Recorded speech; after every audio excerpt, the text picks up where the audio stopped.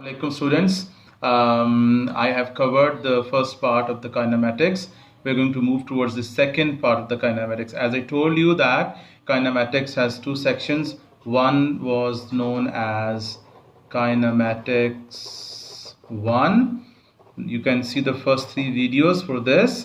It was the case where we had the uniform acceleration. Now the second one is the kinematics 2. Now this is done at the very end of your mechanics syllabus. Okay. Now this is the case where we shall not have the uniform acceleration. Okay. So this is for the non-uniform acceleration.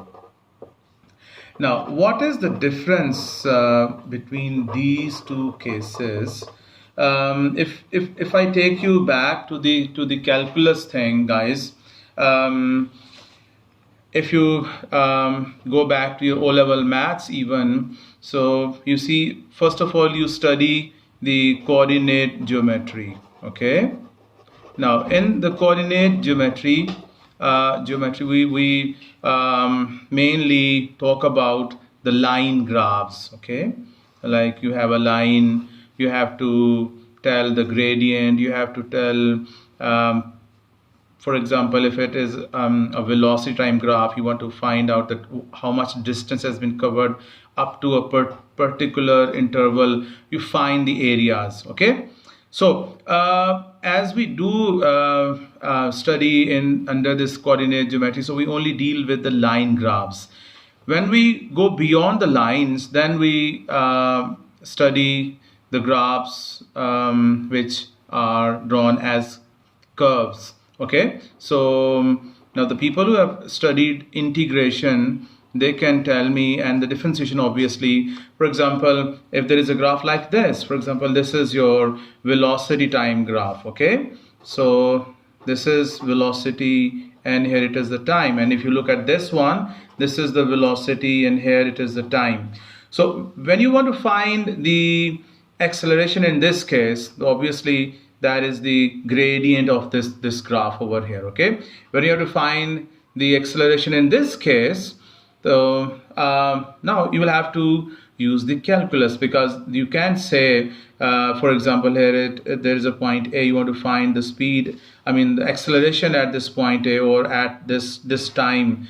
So you will have to use the calculus. You will have velocity in terms of t. Okay, and then you will have to differentiate this velocity with respect to time, so that would be dv by dt. So you will get the acceleration this way. Here when you have to find the acceleration, if you just see that here it is u and here it is v, so the acceleration was, that is v minus u over t. That is the acceleration. That was basically the gradient of this line segment, and this is going to be the same throughout this line, because it's a line, and you know that the definition of the collinear points may be, or throughout a line the gradient is same. Obviously this is the line, but here the acceleration will keep on changing depending on the steepness of the curve. For example, if it goes like this.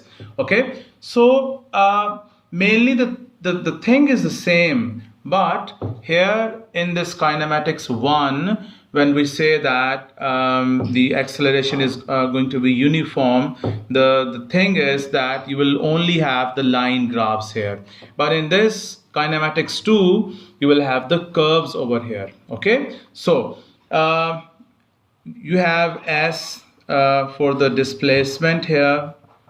Okay, and then you have again the same thing. If you want to find the velocity, that would be the derivative of this displacement.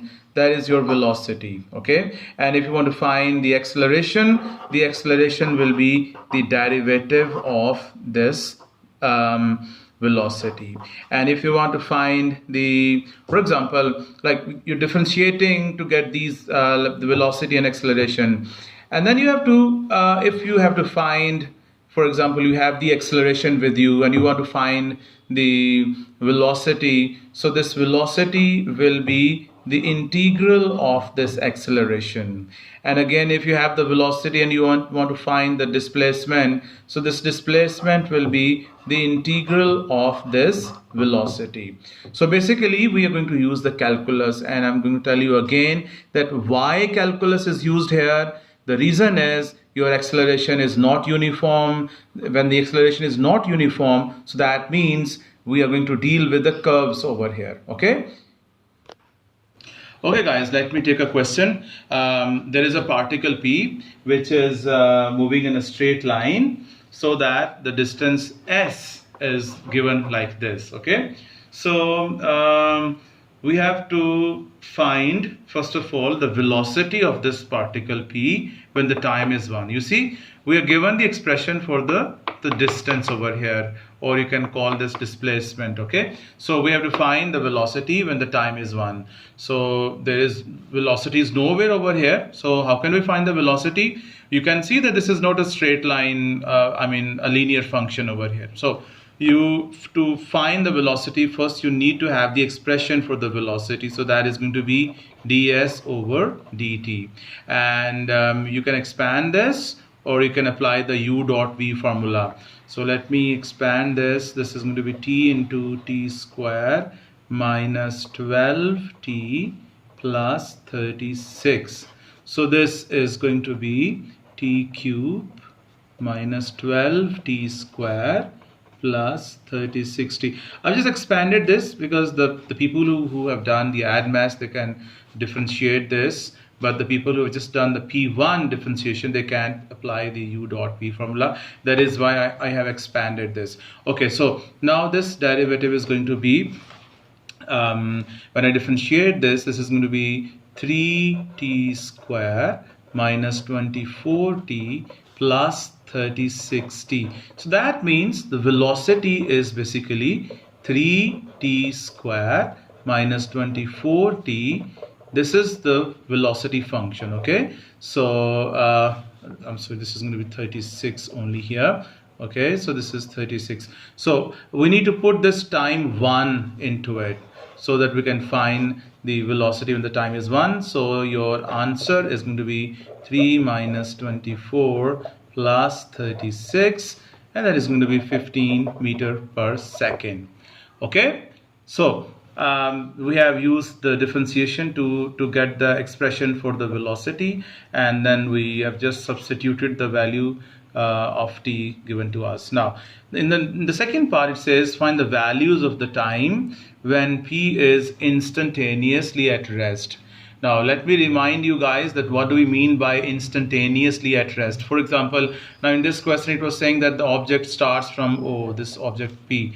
So it goes straight. Okay, so if it changes its direction, so this is the time when it is at instantaneous rest. Okay, so this is going to go like this, and suppose it again changes the direction, so this will again be instantaneously at rest, and then like this is going to this in this direction, then this direction, and then this direction. Okay, so there can be more than one times when your object is instantaneously at rest. Okay, so we have to find the values of t, so that means there are going to be more than one time.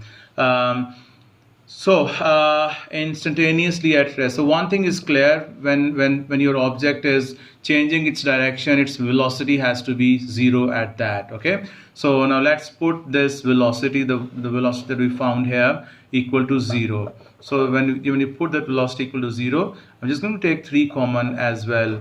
This is going to be 3 into t square minus 8t and then plus 12, that is equal to 0. And I think this is t minus 6 times t minus 2, that is equal to 0. So the two times are, time is 2 and then the time is 6 when the object was instantaneously at rest. Okay, and then it says find the acceleration when the time is 3. So you have the expression for the distance. By differentiating this, you got the expression for the velocity. Now we need the expression for the acceleration. For that purpose, we need to differentiate the velocity. So the acceleration is the derivative of the velocity. So now acceleration is going to be, I will be differentiating this thing. So this is going to be 60 minus 24. So this is the expression for the acceleration, and I need to put time 3 here. So the acceleration is going to be 18 minus 24. So this is minus 6 meter per second square. That means the object is slowing down at the time 3.